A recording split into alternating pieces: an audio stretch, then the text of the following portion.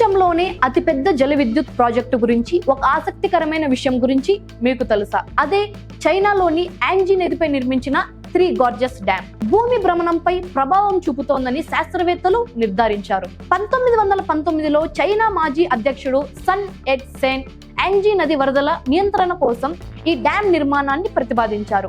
అయితే ఈ ప్రాజెక్టు 1994లో మాత్రమే ప్రారంభమై 2012 నాటికి పూర్తయింది.